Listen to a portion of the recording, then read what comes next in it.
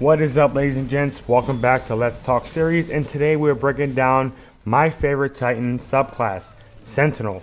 We'll be going over the abilities, grenades, super, skill trees, and how I play Sentinel Titan. So, let's talk.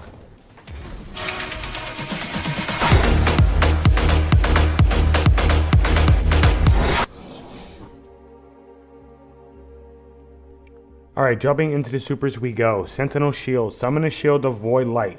You press your right bumper or your R1 to attack, hold L2 or left trigger to guard, press LB or L1 to throw a shield. Wow.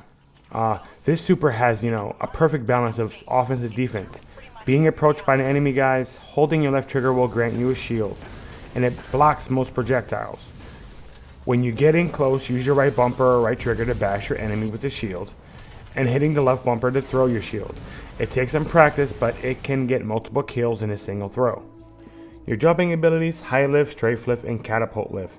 Catapult lift is the one I use, like always. Strafe lift is used for PvP or Crucible. It's really nice to dodge your enemies and keep them from getting headshots, of course. Grenade abilities, your magnetic grenade, a grenade that attaches to enemies and explodes twice.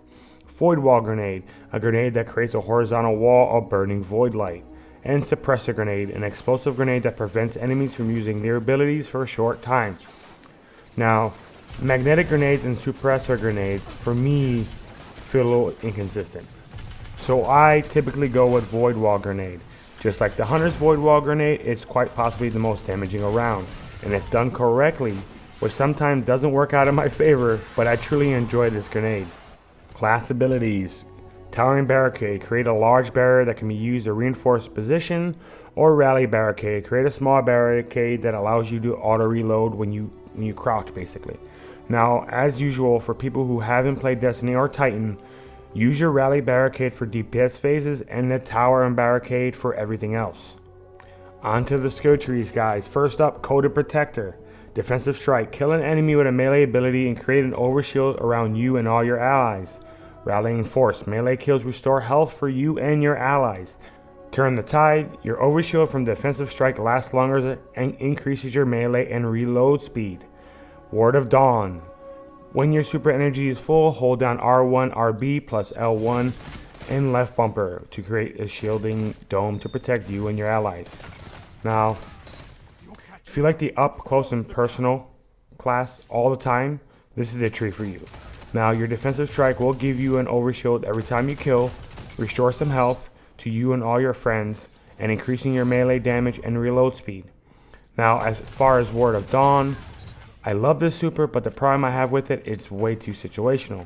In PvP, it's amazing for capture points when you're down a couple points and you need to hold the capture point for at least a couple more seconds. This is pretty good at that. PvE is fantastic for reviving your team in respawn restricted areas like nightfalls and raids. But to be honest, if they give it a damage increase buff when inside or allow you to shoot out of it, will tremendously increase its viability of the super. Now onward to the Code of the Aggressor. Shield Bash.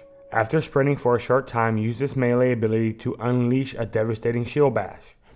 Superior Arsenal. Grenade kills recharge your grenade energy. Grenade for more grenades. Love it.